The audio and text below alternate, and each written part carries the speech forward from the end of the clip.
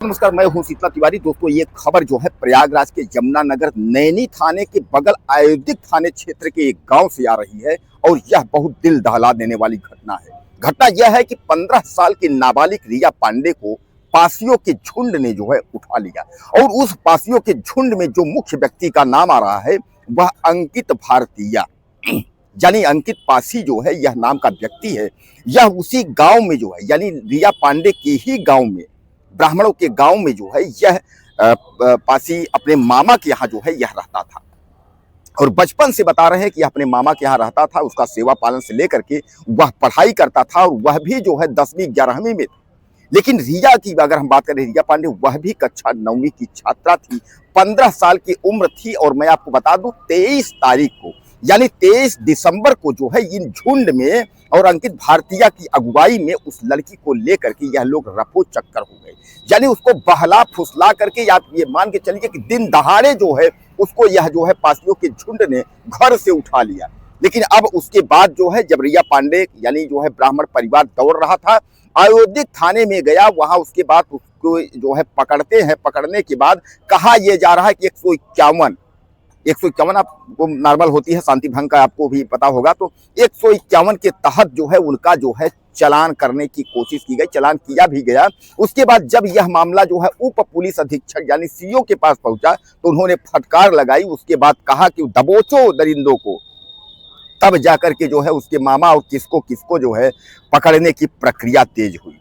अब कहा यह जा रहा है कि वह ब्राह्मण परिवार जो है वह गिड़गिड़ा रहा है, चारों तरफ दौड़ रहा है। इतना ही नहीं, जिले के मुख्यालय पर भी जो है धरना देने की कोशिश की गई ब्राह्मणों परिवार द्वारा। अब यह सुनाई आ रही है कि लड़की की बरामदगी जो है वह जल्द ही हो जाएगी। कोई यह कह रहा है कि लड़की जो है बरामद हो गई है, पुलिस मेडिकल के लिए भेजी है। लेकिन मैं आपको बता दूं कि 23 तारीख से गायब लड़की और उसके बाद 29 तारीख यानी जो है सीधे सीधे आप समझ लीजिए कि यह जो है 7 से 8 दिन जो है अंकित भारतीया के झुंड ने उसको कहाँ गायब किया, कहीं कोई पता नहीं है। उस व्यक्ति का भी नहीं पता है। लेकिन मैं आपको बता दूं कि पुलिस जो है चप्पे चप्पे पर तलाशने की कोशिश भी की, लेकिन उस व्यक्ति का यानी अंकित भारतीया का कहीं पता नहीं है।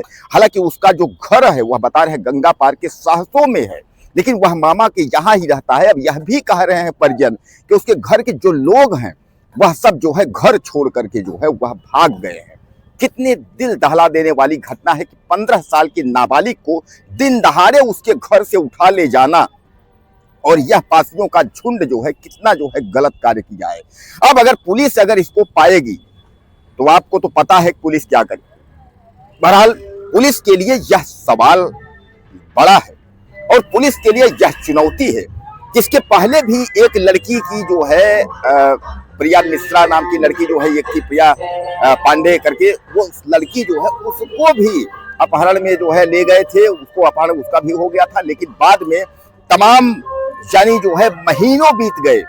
जब उन लोगों ने मुख्यालय पर प्रदर्शन किया, धरना प्रदर्शन, पुलिस सख्ते में आई, तब जाकर के जो है बरामद की। वही हाल यहाँ भी हो गया।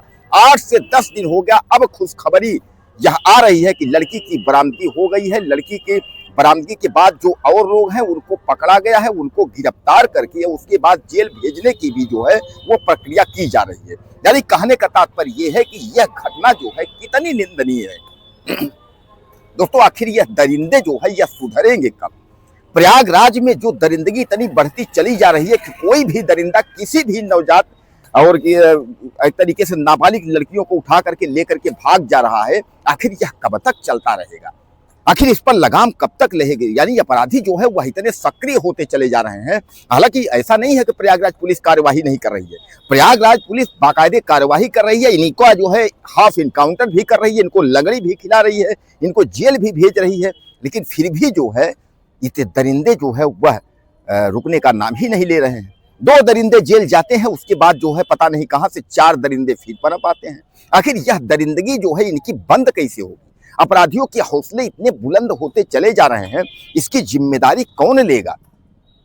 बहरहाल मैं आपको बता दूं कि रिया पांडे की अगर हम बात करें तो रिया पांडे के घर वाले जो है वह काफी जो है नाराज हैं और पुलिस की जो है चाल चरित्र से नाराज हैं। वह यह कह रहे हैं कि हम लोग इतना दौड़ धूप के गए और खासकर अयोध्या थाना पे जो उन्होंने, अयोध्या थाना जो आपका है नैनी में, उस पर जो उन्होंने सवाल उठाया है वह गंभीर सवाल है।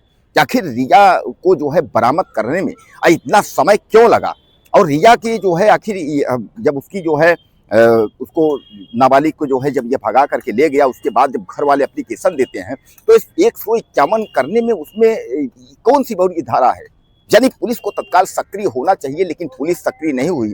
और जब उसके सीओ यानी जो अधिकारी हैं, अधिकारियों को जब उसके बाद वहां संज्ञान में लिया गया, तब अधिकारियों के संज्ञान में जब मामला आया, तब जा करके डांट फटकार करके और उसके बाद फिर धाराएं जो है बदली गई। बहरहाल मैं आपको बता दूं कि के ऊपर अब कितनी धाराएं लगेगी, और सबसे बड़ा सवाल यह है कि क्या वह अकेले तो था नहीं। सामान्य बात है कि इसका जो झुंड है, अब उस झुंड में कौन कौन शामिल है, इसका भी तत्काल आपके सामने जो है रूपरेखा आ जाएगी। कारण यह है कि जो पुलिस है वो मुस्तैद है और पुलिस की टीमें लगी हुई हैं, और जल्द ही आपके सामने कितने लोग इस कांड में शामिल हैं वह भी आपके सामने होगा। दोस्तों कुछ कहना चाहते हो तो आप मुझे ज़्यादा से ज़्यादा कमेंट करें, चैनल को सब्सक्राइब करें, अगली वीडियो फिर। नमस्कार।